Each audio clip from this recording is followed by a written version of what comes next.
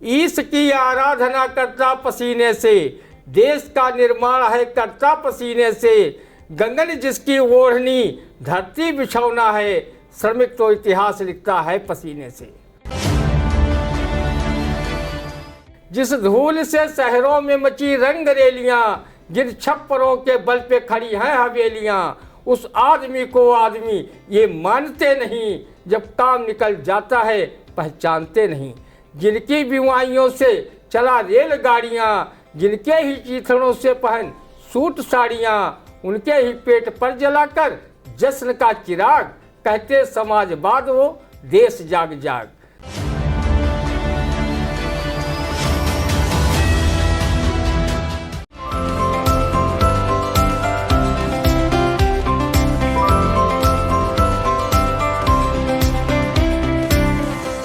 नमस्कार, आप देख रहे हैं आई इंडिया और मैं हूं उदय चौहान। हमारे साथ मौजूद हैं वरिष्ठ पत्रकार, साहित्यकार, रंगकर्मी एवं कवि ज्ञान प्रकाश सिंह प्रतीक। हम एक बार फिर हाजिर हैं आई इंडिया का खास साप्ताहिक प्रोग्राम रंदा लेकर। इस बार के प्रोग्राम में पहली खबर जो हम आपके सामने लेकर आ रहे हैं, यकीनन वो सीतापुर की सियासत में एक नई हलचल मचा देने वाली खबर है। खबर जिला पंचायत से संबंधित है। तो हम शुरुआत करते हैं।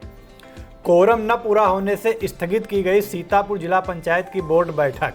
सुनिए इस पर रंदा की आप टिप्पणी। जब आगाज ही ऐसा है तो अंजाम खुदा जाने। 79 सदस्यों वाली जिला पंचायत सीतापुर बोर्ड बैठक में जब उंगली पर गिनने भर को सदस्य उपस्थित नहीं हुए और जिला पंचायत अध्यक्षा श्रद्धा सागर व उनके ससुर अध्यक्ष प्रतिनिधि शिव कुमार गुप्ता मारे खिसियाहट के कभी दाएं तो कभी बाएं देखते रह गए, और जो गैर भाजपाई सदस्य आए भी उनसे नज़रें चुराते रहे। वो सदस्य आपस में बतियाते नजर आए कि इनका कामकाज अच्छा नहीं है, इनसे पिंड छूट जाए तो ही अच्छा है। अध्यक्ष प्रतिनिधि कोरम पूरा न होने पर ये सफाई देते नजर आए कि नैमिष में भाजपा के 3 दिवसीय जिला प्रशिक्षण वर्ग में सदस्य चले गए हैं। रंदा ने जब पड़ताल की तो पता चला कि भाजपाई जिला पंचायत सदस्य सांसद राजेश वर्मा के बुलावे पर लखनऊ चले गए थे। इससे कोई लाख कुछ कहे, लेकिन जिला पंचायत अध्यक्ष श्रद्धा सागर, प्रतिनिधि शिव कुमार गुप्ता और सांसद राजेश वर्मा के बीच सब कुछ ठीक नहीं चल रहा है। कहीं राजेश वर्मा ने खेल कर दिया तो जिला पंचायत अध्यक्ष की कुर्सी पर कोई दूसरा कमलधारी जिला पंचायत सदस्य आसीन हो जाएगा। सांसद राजेश वर्मा ने ही श्रद्धा सागर को अध्यक्ष बनवाने में अग्रणी भूमिका निभाई थी। अब सांसद जी जिला पंचायत अध्यक्ष से अंदर खाने क्यों नाराज हैं, जो उन्होंने उनकी बोर्ड बैठक को फ्लॉप शो बनवाने में भूमिका अदा की। उनकी नाराजगी का कारण या तो अध्यक्ष जाने या फिर स्वयं सांसद महोदय। रंदा का इससे कोई लेना देना नहीं। सीतापुर की कई सामाजिक व राजनीतिक संस्थाओं ने मनाया श्रमिक दिवस और रखे अपने विचार। इस पर रंदा का क्या कहना है, आप सुनिए। रंदा ने श्रमिक दिवस पर कार्यक्रम कर अपने विचारों का अचार भले न सबको चखाया हो, पर रंदा श्रमिकों के लिए श्रम बिंदुओं का जितना सम्मान करता है उतना सम्मान वो कभी गौतम अडानी व मुकेश अंबानी जैसे पूंजीपतियों का नहीं करता। आज दुनिया में जितना भी निर्माण हुआ है उस निर्माण में हमारे श्रमिक भाइयों ने रूखी सूखी रोटियां खाकर अपना खून पसीना बहाया है। रंदा का मानना है कि इंजीनियर सिर्फ निर्माण के लिए आधार देता है, उस आधार पर इमारतें खड़ी करने का काम हमारे श्रमिक बंधु भी करते हैं। फिर भी उनकी दीनहीन दशा वैसी ही है जैसी जर्जर दशा सिविल लाइन स्थित श्रम विभाग के कार्यालय की है। जो विभाग अपने कार्यालय की बिल्डिंग की जर्जरा अवस्था दुरुस्त नहीं करा सकता, वो विभाग श्रमिकों के हित में आई सरकारी योजनाओं का लाभ श्रमिकों व उनके परिवारों को ठीक से कहाँ दिला पाएगा। श्रम विभाग तो अभी तक बाल श्रम को भी नहीं रोक पाया है। बच्चे पढ़ाई की उम्र में खतरनाक कारखानों, ईंट भट्ठों व होटलों पर चंद रुपए के लिए अपने बचपन को कुर्बान कर रहे हैं। उनके लिए शिक्षा गूलर का फूल बनी हुई है। रंदा भले ही श्रमिक दिवस की औपचारिकता निभाने में फिसड्डी रहा हो, पर श्रमिकों के सम्मान में वो कवि स्वर्गीय बीरेंद्र श्रीवास्तव की इन काव्य पंक्तियों को अक्सर तरन्नुम में गुनगुनाया करता है। ईश की आराधना करता पसीने से, देश का निर्माण है करता पसीने से, गगन जिसकी ओढ़नी धरती बिछौना है, श्रमिक तो इतिहास लिखता है पसीने से। रंदा आज तक कोरोना काल में जो श्रमिकों की दशा हुई है उसको अभी तक भूल नहीं पाया है। वो भूखे प्यासे हजारों किलोमीटर चलकर अपने ही घर पहुँचे थे। जिन कारखानों में काम करते थे उनके पूंजीपति मालिकों ने भी उनसे मुंह फेर लिया था। राजनीतिक पार्टियां कोरोना को लेकर राजनीति अधिक तथा श्रमिकों की सहायता कम कर रही थी। भला हो फिल्म अभिनेता सोनू सूद व अन्नपूर्णा सेवा संस्थान के संस्थापक अनिल द्विवेदी का, जो उस समय मजदूरों की यथासंभव मदद की थी। श्रमिकों के शोषण का वर्णन प्रगतिशील लेखक डॉक्टर सर्वेश्वर दयाल सक्सेना ने अपने चर्चित नाटक बकरी में कुछ इस तरह किया है। जिस धूल से शहरों में मची रंग रेलियां, जिन छप्परों के बल पे खड़ी हैं हवेलियां, उस आदमी को आदमी ये मानते नहीं, जब काम निकल जाता है पहचानते नहीं। जिनकी बीमारियों से चला रेलगाड़ियाँ, जिनके ही चीथड़ों से पहन सूट साड़ियाँ, उनके ही पेट पर जलाकर जश्न का चिराग, कहते समाजवाद वो देश जाग जाग। श्रमिकों के सामाजिक आर्थिक शैक्षिक दशा सुधारने की आवश्यकता है। श्रमिकों के हित में बनाए गए कानूनों के लिए जन जागरूकता अभियान चलाने की आवश्यकता है तथा योजनाओं में पारदर्शिता की आवश्यकता है। श्रमिकों का जो शोषण न कर सके, इसलिए रंदा नामचीन साहित्यकार रहे डॉक्टर श्याम सुंदर मिश्र मधुर की इन पंक्तियों से जिम्मेदार लोगों को चेतावनी देता है।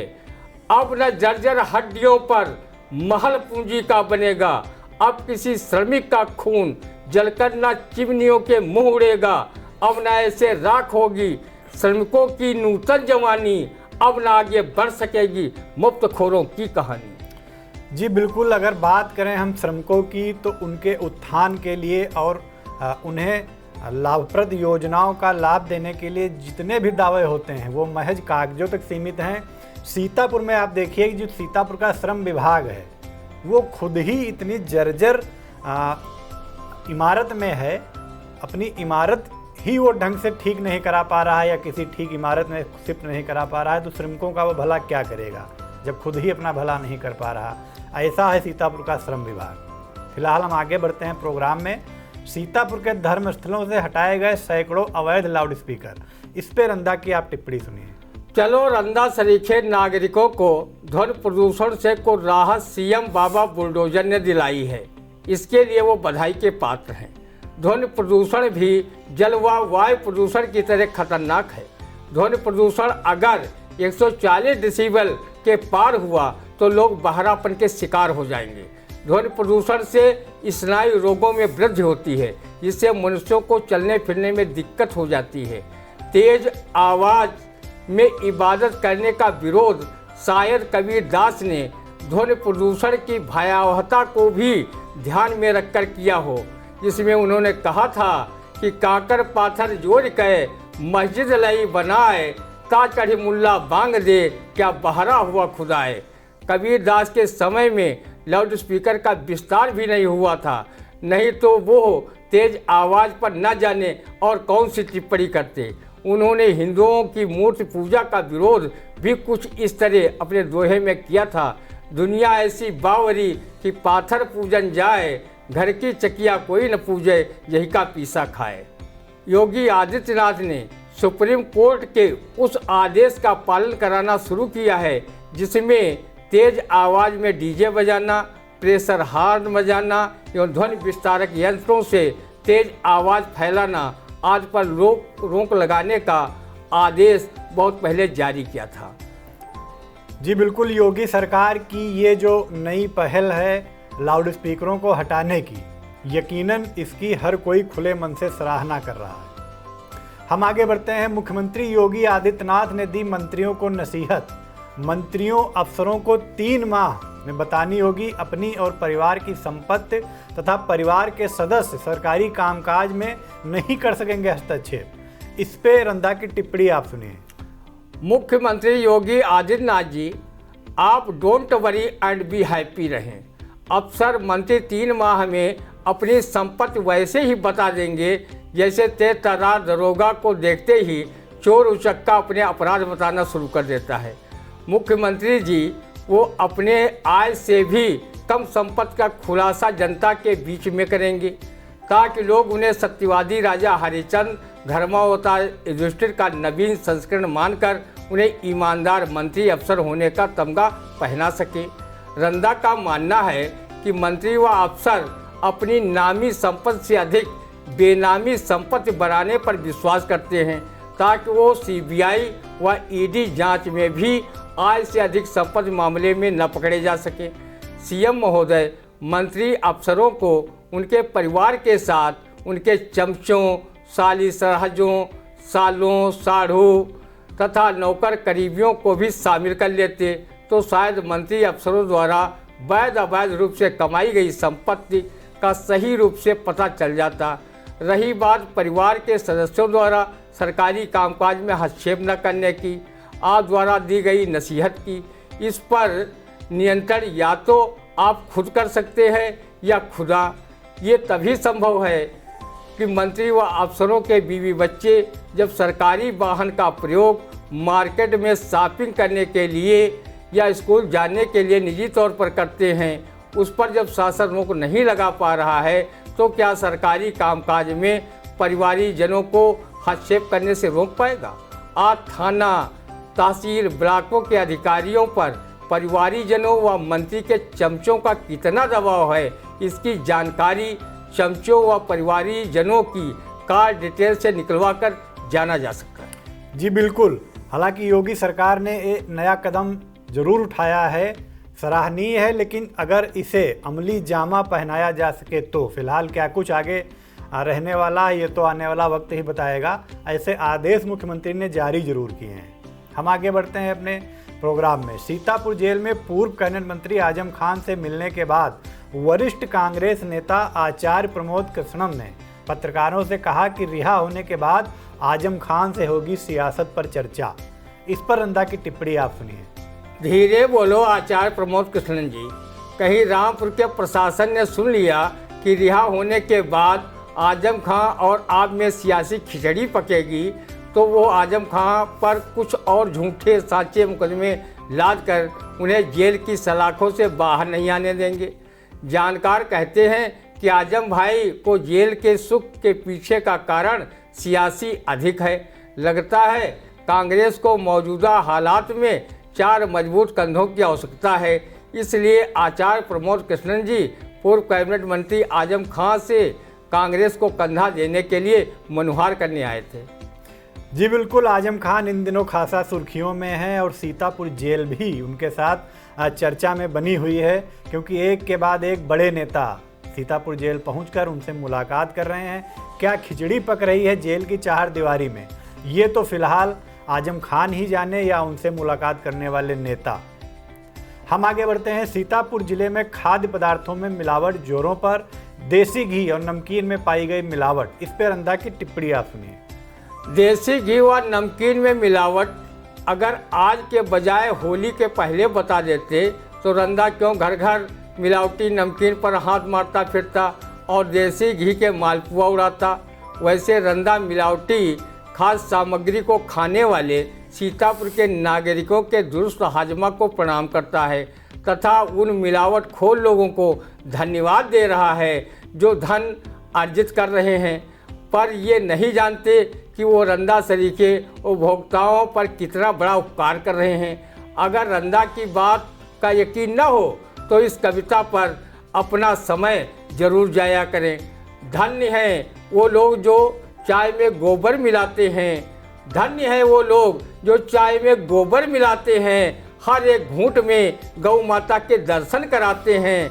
वो समझते हैं कि हम मुनाफा खा रहे हैं, मगर ये नहीं जानते कि हम एक माँ को बेटे से मिला रही। जी, हमारी अगली खबर, थाना रेउसा क्षेत्र के एक बाबा पर लगाया 5 साल की मासूम से अश्लील हरकत का आरोप। इस पे रंदा का क्या कहना है, आप सुनिए। अगर आरोप सच है तो बाबा को उसी तरह नहीं छोड़ना जैसे छद्मसाज वेशधारी बाबा गुरमीत राम रहीम, आसाराम बापू, नारायण साईं जैसे अनेक बाबा जेल की सलाखों के पीछे पहुंचकर अपनी ज़िंदगी का एक एक दिन गुजार रहे हैं। इस रेउसा क्षेत्र के बाबा की भी कानून वैसी ही दुर्गत करे जैसी दुर्गत दुराचारी, अनाचारी, पापाचारियों की कानून करता आया है। जी बिल्कुल। महोली हरगांव में चला बुलडोजर, हटाया गया अतिक्रमण। इस पे आप रंदा की टिप्पणी सुनिए। आखिर बुलडोजर का सीतापुर नगर ने क्या बिगाड़ा है कि वो महोली हरगांव महमूदाबाद आदि में चल रहा है और सीतापुर नगर के अतिक्रमण को हटाने में उसे लज्जा महसूस हो रही है। सीतापुर नगर में सर्वाधिक अतिक्रमण है जिसके कारण लोगों का आवागमन दूभर है। नगर क्षेत्र में सरकारी, गैर सरकारी व नजूल की भूमि पर एक से बढ़कर एक आलीशान इमारतें बनी हैं जिसे भूमाफियाओं ने कब्जा कर बनवाई थी। सड़क के दोनों ओर पक्की दुकानें तक बनवा ली गई हैं, लेकिन जिम्मेदार प्रशासन मूक दर्शक की भूमिका निभा रहा है। क्या रंदा बुलडोजर के सौतेले व्यवहार की शिकायत योगी बाबा से करे तभी अतिक्रमण हटाया जाएगा या अपने कर्तव्य बोध को याद कर बुलडोजर अतिक्रमण का ध्वस्तीकरण करेगा? अतिक्रमण का आलम यह है कि नालों, पार्कों व नजूल की भूमि पर आलीशान इमारतें बना ली गई हैं। सड़कों के किनारों पर वो अतिक्रमण कर रहे हैं जिनके आवास काशीराम कॉलोनी में एलाट है, जिन्हें वो किराए पर उठाए हुए हैं। जिस दिन निर्बाध गति से बुलडोजर सीतापुर नगर में अतिक्रमण को ध्वस्त करेगा उस दिन बुलडोजर को शक्तिशाली देवता मानकर रंदा अवश्य प्रणाम करने आएगा। जी, कुछ हो ना हो लेकिन जो है बुलडोजर इस समय ब्रांड जरूर बन चुका है। उत्तर प्रदेश से निकला बाबा का बुलडोजर देश के कई राज्यों में गरज रहा है और इतना गरजा कि दिल्ली के जहांगीरपुरी मामले में जो है न्यायालय को भी इस मामले में हस्तक्षेप करना पड़ा। लेकिन यूपी में बाबा का बुलडोजर लगातार गरजना जारी है। हमारी अगली खबर है, बिल गेट्स को जल्द पीछे छोड़ सकते हैं अदाड़ी समूह के मालिक गौतम अदाड़ी। इस पे रंदा की टिप्पणी आप सुनिए। गौतम अदाड़ी के सिर पर प्रधानमंत्री का आशीर्वाद है जिससे वो फल फूल रहे हैं। उन पर कोई रंदा का तो आशीर्वाद है नहीं कि वो हाथ में कटोरा लेकर दे दाता के नाम तुझको अल्लाह रखें, आप रहे खुशहाल तुझको मौला रखें कहने पर मजबूर करें। गौतम अडानी व उनका समूह पीएम महोदय के आशीर्वाद से दिन दूने रात चौगुने तरक्की कर रहे हैं। आज वो दुनिया के 5वें सबसे अमीर कारोबारी बन गए हैं। कयास लगाए जा रहे हैं कि जल्द ही वो बिल गेट्स जैसे बड़े उद्योगपति को पीछे छोड़ सकते हैं। अगर पीएम नरेंद्र मोदी इसी प्रकार गौतम अडानी व उनके समूह को आशीर्वाद देते रहे तो वो दुनिया के दमादम मस्त कलंदर अली का पहला नंबर वाले सबसे अमीर कारोबारी बन जाएंगे। यही हाल रहा तो रंदा को भय है कहीं माँ लक्ष्मी और धन के राजा कुबेर अपना इस्तीफा देवराज इंद्र को सौंपकर गौतम अडानी को अपने स्थान पर नियुक्त करने की सिफारिश न कर दें। रंदा सिर्फ ईश्वर से इतना ही मांगता है कि अमीर और गरीब की खाई इतनी बड़ी मत कर देना कि गरीब अपनी गरीबी से पुष्ट दर पुष्ट न उबर सके। रंदा अपना व अपने परिवार के लिए उतना ही ईश्वर से अपने कर्म फल के अनुसार मांगता है जितना कबीरदास ने अपने इस दोहे के माध्यम से ईश्वर से मांगा था। साईं इतना दीजिए जामे कुटुंब समाए, मैं भी भूखा ना रहूं साधु न भूखा जाए। जी बिल्कुल। चुनावी रणनीतिकार प्रशांत किशोर ने कांग्रेस का प्रस्ताव ठुकराया, कहा मुझसे अच्छे नेतृत्व की जरूरत। इस पे रंदा की टिप्पणी सुनिए। लोग कहते हैं जब किसी के बुरे दिन आते हैं तो छाया भी उसका साथ छोड़ देती है। जब इतने बड़े चुनावी रणनीतिकार प्रशांत किशोर ने कांग्रेस को संजीवनी देने का प्रस्ताव ठुकरा दिया तो अब कांग्रेस का भगवान ही मालिक है। रंदा को पूर्ण विश्वास हो गया है कि कांग्रेस अब कोमा की स्थिति में और वो सघन चिकित्सा कक्ष में अपनी अंतिम सांसें गिन रही है। कांग्रेस नेतृत्व को भरोसा था कि चुनावी रणनीतिकार प्रशांत किशोर उर्फ पीके लोकसभा चुनाव में कांग्रेस को मृत संजीवनी पिलाकर भाजपा से दो हाथ करने के लिए तैयार करेंगे, तो वो भी कांग्रेस की नब्ज टटोल कर गंभीरता अवस्था में छोड़कर चले गए। रंदा का लेखक भी कभी कांग्रेसी रहा है, वो भी कांग्रेस की राज दर राज की हार देखकर किस्तों में आंसू बहा रहा है और सोच रहा है कांग्रेस का यही हाल रहा तो एक दिन उसका राम नाम सत्य हो जाएगा।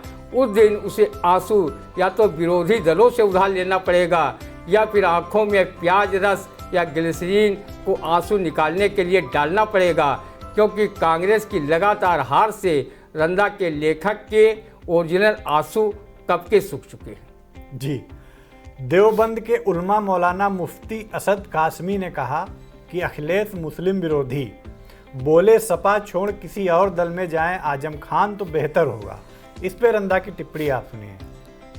उलमा साहिबान, अभी विधानसभा चुनाव के चंद महीने भी नहीं गुजरे जब पूर्व मुख्यमंत्री अखिलेश यादव मुस्लिम भाइयों को फिल्म नायक के हीरो की तरह लग रहे थे और मुस्लिम मतदाताओं में उनकी समाजवादी को एकजुट होकर वोट दिया था।